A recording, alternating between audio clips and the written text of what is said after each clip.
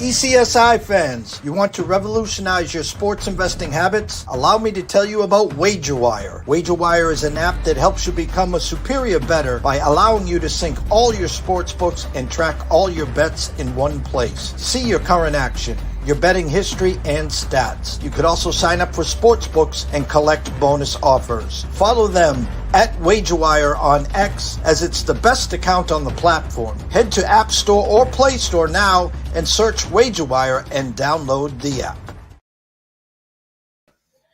Good afternoon, sports and golf fans. That's right. It's that time of the week. Jeff Dawson, East Coast Sports Investors. Tea Time Wagers with Brady Kannon, the Houston Open. Just 2 weeks, 1-2, till the Masters. I'm smiling ear to ear. I was talking to Brady backstage, and I was away at Chattanooga this past weekend with Food Truck Festivals and Anthony Pepe, and we were in Charlotte, boarding Gate 5, and at Gate 4, boarding Augusta, Georgia. So just maybe in a couple of weeks, me and Brady will be right there as well.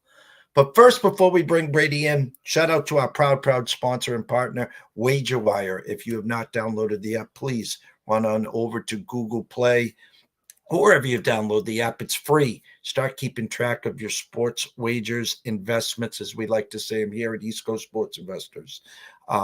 Take a look at the bottom. All the sports books that are alive and well and up and running in your state, download them. Get accustomed to them. Window shop, get the best price when available. And if you're looking for a little flash cash and want to join the WagerWire team, send an email to affiliate@wagerwire.com. Tell them JD from ECSI sent you, Zach, Travis, and the rest of that crowd. An amazing team and community will take good care of you. So without further ado, the true star of this show, of course, the one and only Mr. Brady Kannon. You're very kind, Mr. Dawson. This is your show. We know that. And you do such a good job at it. And hey, I've been kind of the GOAT, and I'm not talking greatest of all time. I'm talking opposite of hero. I was doing really well for the West Coast swing, and then I got to Florida, and I've kind of taken a little bit of a dump here with the pre-tournament stuff. I've been able to save myself with some in-game action and hit some winners, but pre-tournament did okay. You know, I think a small profit, maybe a break-even week or what have you for the Players' Championship. But Bay Hill and then last week at the Valspar, just a big goose egg on, you know, all the guys as far as outrights and top 20s. I mean, I can't remember the last time that has happened. And it happened to me twice in the last 3 weeks. So yeah, I need to, I've been humbled. And I need to regroup here. Hopefully the switch from Florida to the country's midsection in Texas will get us turned around and just in time to peak for the season's first major, as you mentioned, in Augusta, Georgia. Well, I talked backstage and I asked you the pronunciation, which I'll probably butcher again. Malnati, correct? Yeah, Peter Malnati. Yeah, I mean, he's not a household name, right? He hadn't won in about 8.5 years on tour. He did win in 2015 at the Sanderson Farms Championship, but just a massive victory for him. I mean, if you saw him on the 18th tee, he was broken down into tears, and I'm happy for the guy, but the trend continues with these triple-digit long shots on the PGA Tour. Depending on where you shop, he was about the 6th or 7th guy this season that has cashed a ticket at triple-digit pre-tournament odds. As you said, BetMGM 300-1. In some shops, he closed at 400-1. And again, unless you're a relative of his, and no disrespect, but my point is, there's not many people that got that far on that board. I mean, you'd had to start at the very bottom to get even close to that name. Yeah, I mean, he's probably more well known for the fact that he's on like the player review committee or whatever, you know, the the board of players, if you will. Patrick Cantlay, there's a handful of guys that are on that PGA Tour board, the rules committee, they decide on all that type of stuff. I can't recall exactly what that board is called, but Malnati is a part of that. So obviously a well-respected tour veteran on the PGA Tour, but yeah, not known for a lot of wins. That's only his second career victory. And like I say, the first one in over 8 years. Shout out to a good friend, Stuart Bunting, and he says it very well here. He goes, don't like the top dog being back this week, but there are some long to medium shots out there. Keep up the great work, Jeff and Brady. So let's bring it up. He's back, Scotty SCHEFFLER. And before we came on, Circa Odds, shout out to Jeffrey Benson and, of course, Derek. Great work over there. They posted the updated odds. You can get Mr. SCHEFFLER at plus 280 this week. Yeah, and I know the Westgate, our friend Jeff Sherman over there, I haven't checked it today, but as late as yesterday, he was still at 3-1, all the way up to 3-1 on Scotty SCHEFFLER, which is the best price that I've seen. I've seen as low as plus 240. But these are Tiger-like prices, Jeff. I mean, you remember back in the day, the early 2000s, Tiger, I mean, even if it was a major championship, he wasn't that far above even money, maybe 2-1, even for a major. And now you've got Scotty treading in those waters, and it's very difficult to bet on the guy. You and I, again, we're talking backstage. You lay the wood, I don't know what it is, minus 450, minus 600. I'm not sure of the price. Maybe not all the way across minus 500, but Scotty SCHEFFLER to finish top 10. I'd probably rather lay the price there and do something like that, because that almost feels automatic. You certainly have some very good players in this field, but it's not loaded like it was at Bay Hill or the Players Championship, more similar to what we saw at the Valspar last week, where you've got a handful of big names, and after that it drops off quite a bit. But hey, that's when you get Peter Malnati winning the darn thing at 300-1. So it's the way SCHEFFLER's going. I'm not going to argue with somebody that took plus 250 or 280 or whatever. I mean, it wouldn't surprise me. It would be his third win in 3 starts, and it would be the third time that the shortest price player on the odds board cashed that ticket. But is that going to happen 3 times in a row? I'm betting against it. The shortest price guy I took this week was 28-1. And there's a lot of value, I believe, on some of these guys that, are not the Tony Finau's, the defending champion, or the Scotty SCHEFFLER, or the Will Zalatoris, some of these big name guys that are in the field this week. I think you can dive down, like your listener and viewer mentioned there.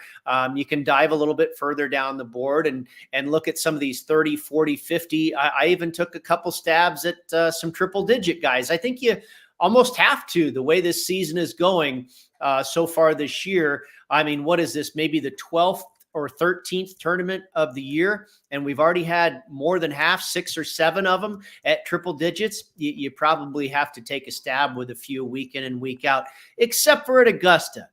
That is a tournament, and I know we'll talk about this not only today, but in the weeks going forward. That is a tournament that remains pretty chalky. If you look at the last 10 winners there, the longest shot was Charles Schwartzel, right around 100-1. Other than that, it's maybe 40-1 with Hideki Matsuyama being the highest. Dustin Johnson, was around 16-20. Spieth. Now, I mean, you're looking at guys less than 30-1 for the most part, making up the Masters winners the last 10 years. Good friend Brian Gaskell says, hard to go against Scotty, but my dart throws this week, Hughes, Noren, and Billy Horschel. Any thoughts on any of those 3? Well, we are simpatico on a couple of those selections. So Hughes, I've seen, and I don't think it's a bad pick. I've seen him more in a finish position market, like a top 20, something like that. He's a fantastic putter, comes off of a nice week last week at the Valspar, really had the tournament lead and had the tournament kind of in hand there for a minute.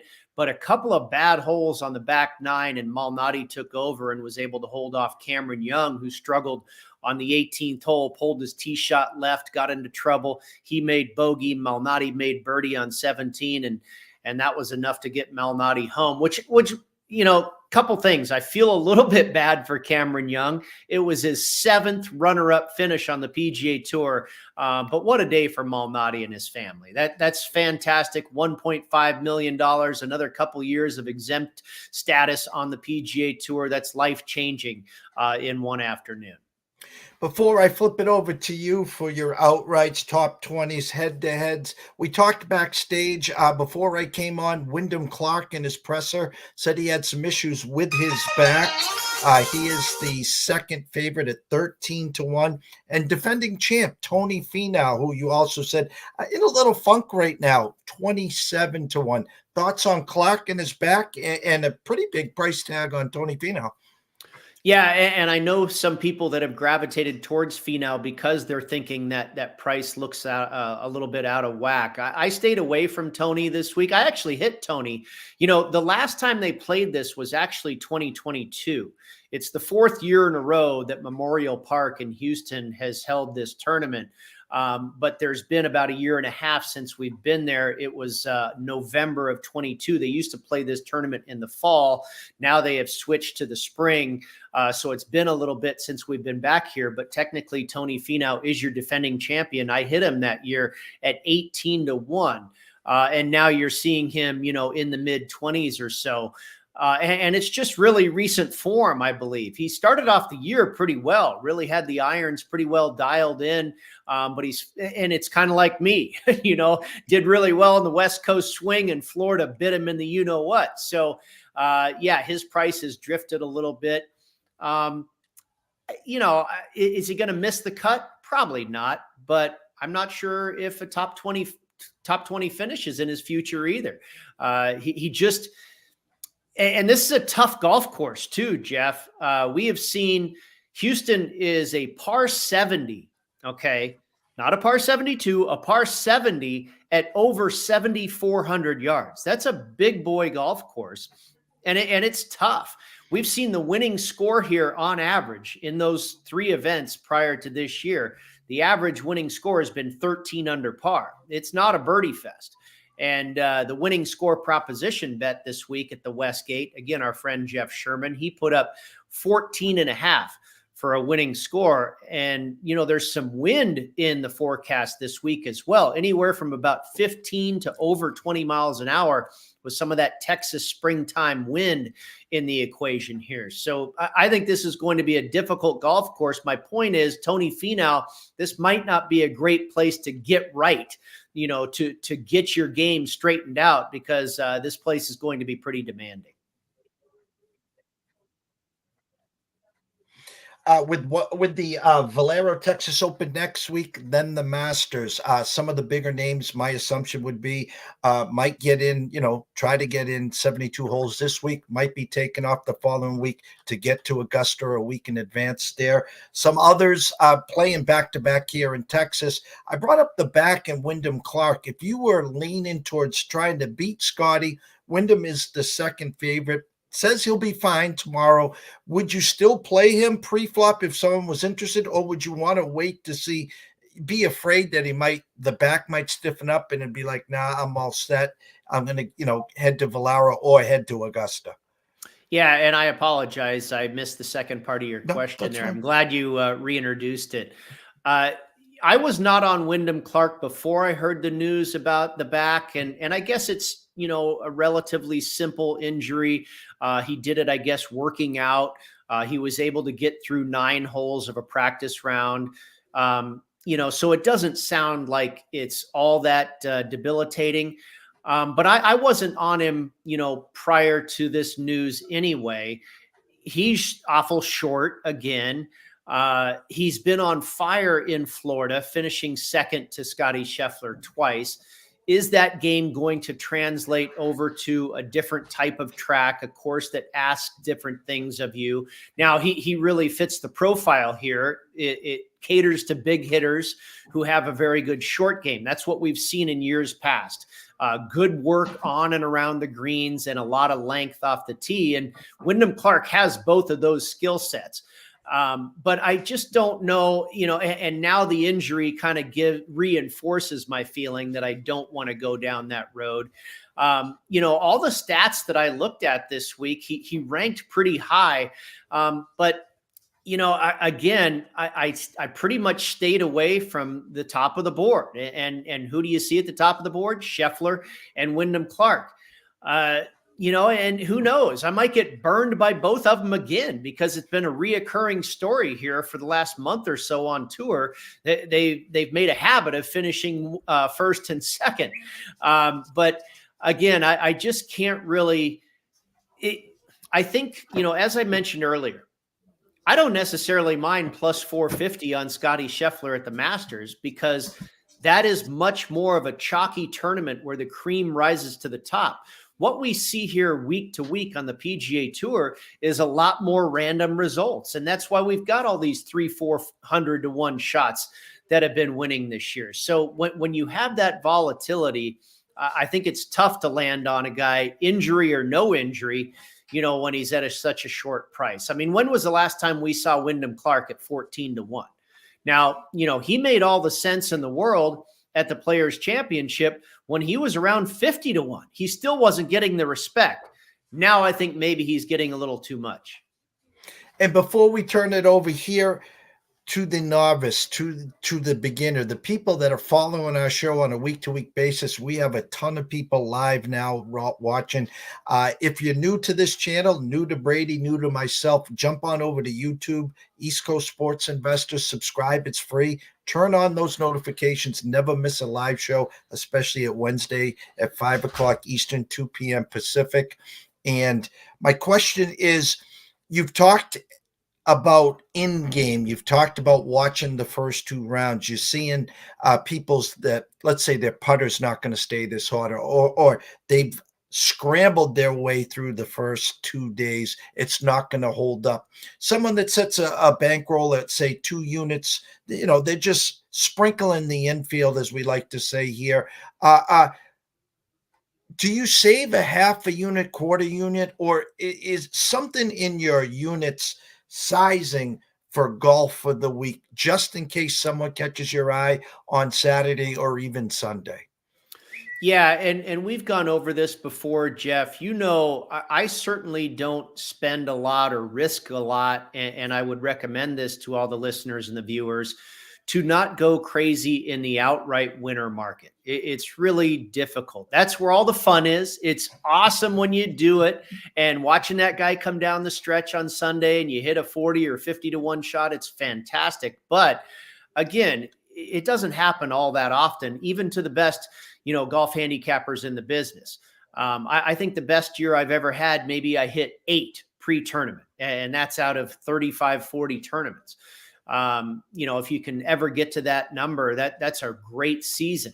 I don't know if I've even hit one yet this year that I played pre-tournament, and we're already through, 12 or 13 tournaments or whatever. But you mentioned the in game, and yeah, I'll save, maybe a half unit or so in my back pocket. And I never really do it after the first round. I'll do it often after 2 rounds. I like to see 2 rounds in the books. And sometimes I hit Scotty Scheffler at Bay Hill on that Sunday. He and Wyndham Clark, once again, were going at it. They got to about the 4th hole, and I was like, oh my gosh, Scheffler's on a roll. By the time he got to the 12th hole, he was minus 5,000 to win that golf tournament. So, and I spent a pretty good price only through about 4 or 5 holes. It's not often that I will do that. That just happened to be a situation where I was like, I can see this. This guy is going to lap the field here, and he did. But oftentimes at the midway point on Friday is when I'll assess what has gone on and get involved in that point and see if I can make up a little ground. If I've got a bunch of guys in the mix, I might just let it play out, and maybe I'll add one for a small piece. If all my guys have, gone by the wayside or whatever, then maybe I add a couple of them. But yeah, I like to save a few bullets for that. And again, because you haven't risked a ton going in pre-tournament in the outright market, you still have some ammunition left at the halfway point. I always risk more on the top 20 finishes and then, a full unit, maybe even more on the head-to-head matchups. That's where I risk the most week in and week out on the PGA Tour. But the outrights is very low risk. And hey, you can get some guys at 100-1. So, do you really want to put big money on, what amounts to a 5, 6, 7 team parlay or something like that? No, and I think maybe people can relate to that more so. Do you really want to put a lot of money, in football season on a 7 or 8 team parlay? No, I don't think that's the wisest procedure. So it's very similar here with golf, where you've got one guy out of 150 to win the golf tournament and he's 100-1. You should probably tread lightly on that type of thing. And again, he's 100-1 for a reason, like this past weekend, 300-400-1. There's no one walking around with, $500 or $1,000 on him, obviously, because he was 300 or 400-1. Now Scotty SCHEFFLER at plus 280, 240, or 300. There are some sharp guys out there with some big tickets on him. And again, as like, Stuart said, as Brian said, and a lot of people like myself have said, hey, Scotty's going to have to beat us. But I love what you said. Plus 450 at Augusta is a pretty good price right now. Yeah, and I've also seen people say, hey, let's say he's 5-1. If he's 5-1 at Augusta, what's wrong with 3-1 against this field? I think there's a case that can be made for that argument as well.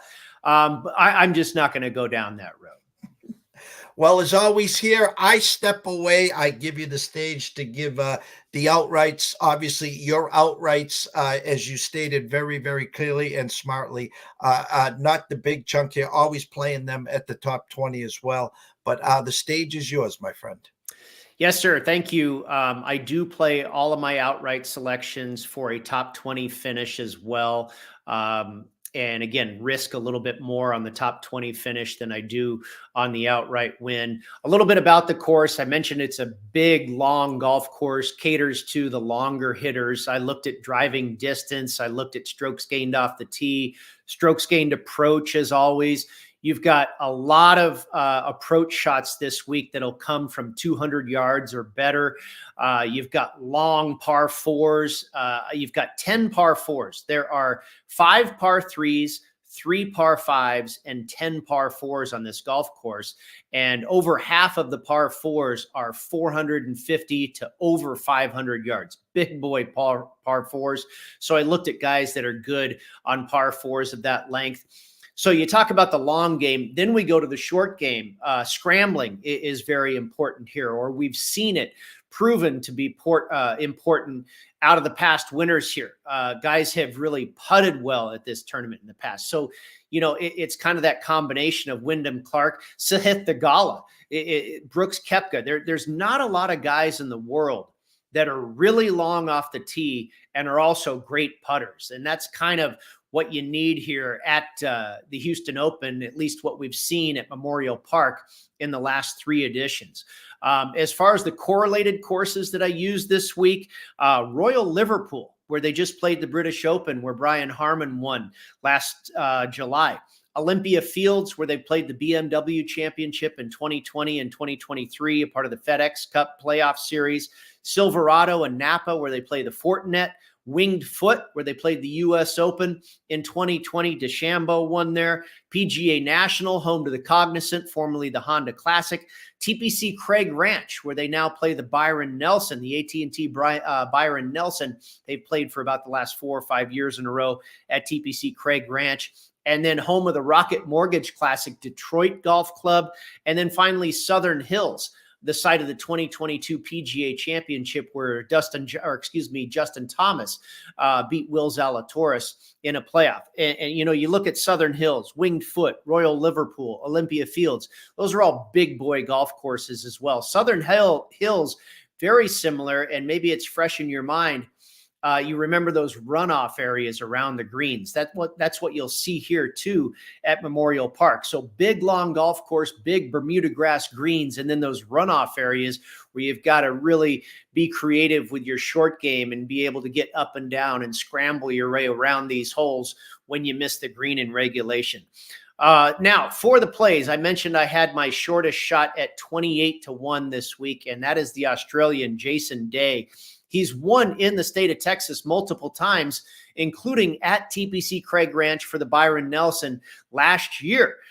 Finished off the West Coast swing like me, real hot. He had a couple of top 10 finishes on the West Coast swing, and then respectable in Florida, 36th place at Bay Hill and 35th place at the Players Championship. He's a really good player in the wind, and he was runner-up at Royal Liverpool last summer to Brian Harmon. Also has finished as high as 7th here at the Houston Open at Memorial Park.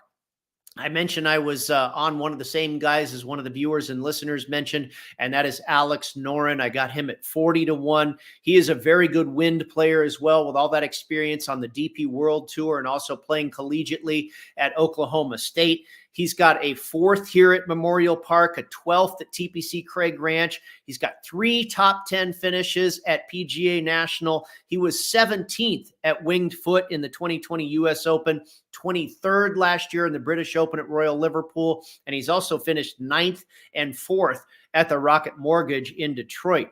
Last 36 rounds, he is number 1 in this field for bogey avoidance. And I think that's a very important stat this week on a difficult golf course. He ranks 5th for scrambling, and he's 2nd in strokes gained on those par 4s, measuring 450 to 500 yards. So he looks really good as far as the correlated courses.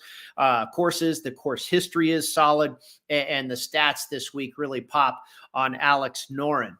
And then another guy who is coming off of, a great finish, a disappointing finish, however you want to look at it, last week at the Valspar, and that's Keith Mitchell at 43-1.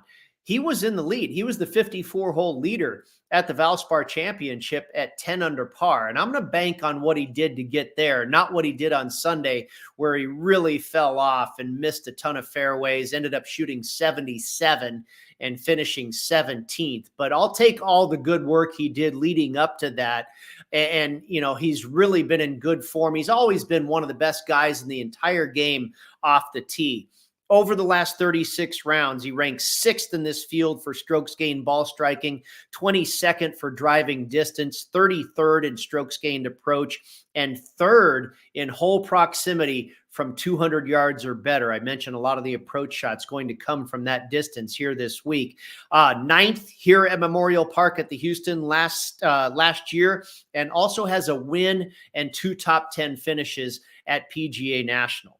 And then the other guy that we meet up on with one of the members of the audience, Billy Horschel, at 70-1. The Florida Gator, he plays really well on Bermuda grass. He knows how to play in wind.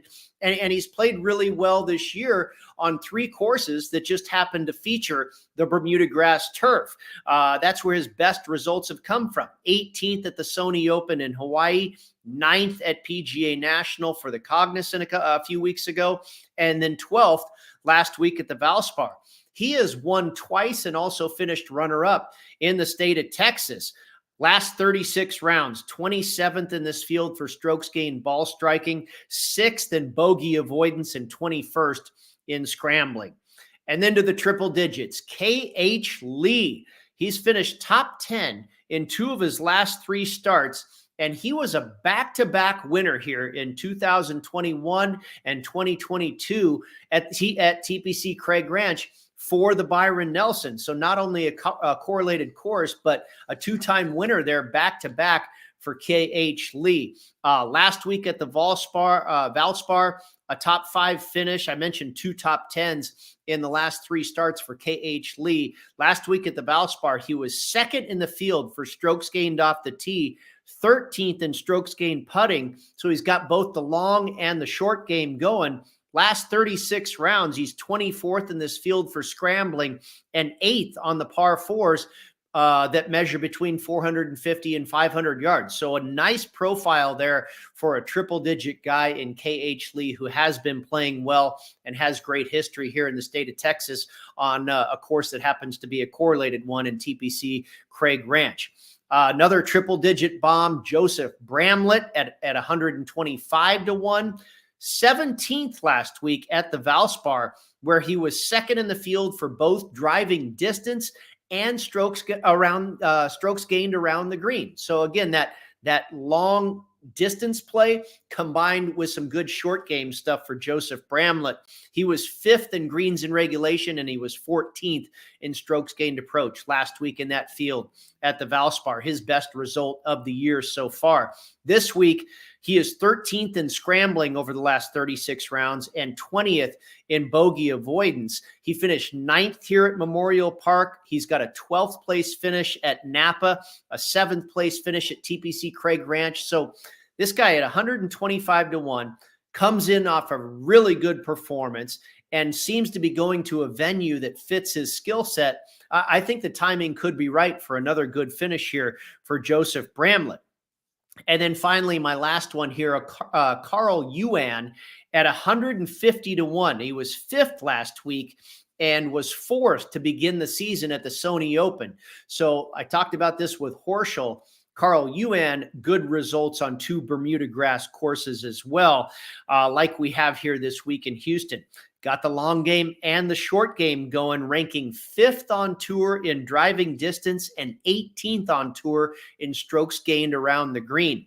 Last 36 rounds, he's 17th in this field for the par 4s between 450 and 500 yards. So there you go. A 6-pack. Is that a 7-pack actually? Jason Day, Alex Noren, Keith Mitchell, kind of the shorter shots from the 25s to the 40 somethings, Billy Horschel in the 70s, KH Lee, Joseph Bramlett, and Carl Yuan in the triple digit neighborhood. Round out the outrights and top 20 finish plays at the Texas Children's Houston Open. What was your price tag on KH Lee? KH Lee was an even 100 to 1. All righty. And again, we played them small outright pre-flop, and then, of course, more on the top 20s there. Any head-to-heads this week, Brady? Yeah, I played 4 head-to-head matchups, and a little disclaimer here. I found these at Circa. Here in Las Vegas, of course, we have Circa Sports. We have the Westgate Superbook. We also have Caesars. And I don't know about Caesars on a national level, but those 3 books make their own matchups that aren't necessarily available universally.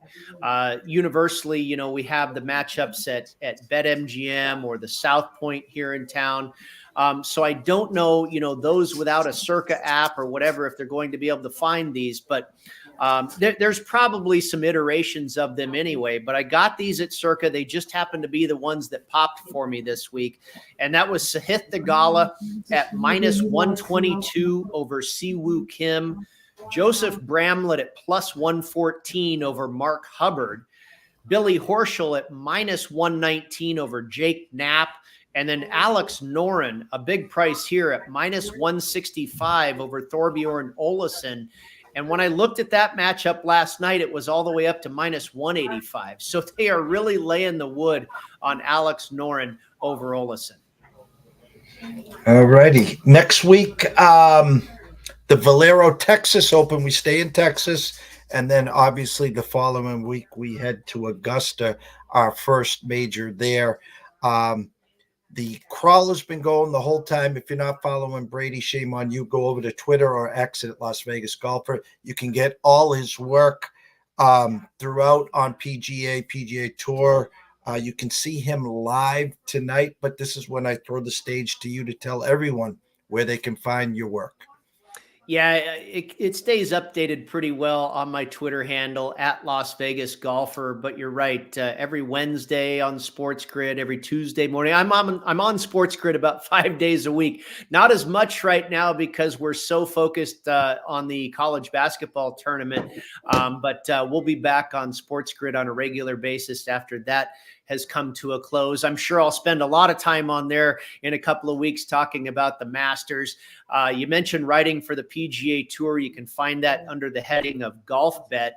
And just posted an article up there, a weekly article that I do called The Prop Farm, where I speak to a lot of bookmakers around the country about some of the action they're seeing at their store, sharp action, recreational action. And, you know, that can be very interesting to read between the lines there there and kind of handicap the bookmakers, if you will, or handicap the plays that they're seeing at their shops and how that makes sense for you. So that's about it. And like I say, if you just stick to the Twitter handle at Las Vegas Golfer, you can find all those updates on a regular basis.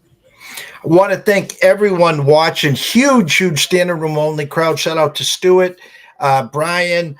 Tell the kitchen I said hi. Stuart, tell him we'll be out at Hyannis Golf Course before you know it. Brady, thank you as always. Enjoy yourself on Sports Grid. The tournament, March Madness, Sweet 16, Elite 8, TD Garden, the place to be tomorrow night. UConn, about 11-point favorites. Going to be a tough one. Rematch against San Diego State in the championship game last year. So 2 more weeks till Augusta, my friend. You bet. Let's see if we can put that Florida swing behind us, get things turned around in Texas, and come into Augusta peaking at the right time. Just like the players want to do, us bettors want to do that too. 100%. For myself, Jeff Dawson at EC Sports Invest, the one and only Brady Kannon at Las Vegas Golfer. Want to thank everyone. Best of luck. Let's cash a few tickets this week, and we will see you soon.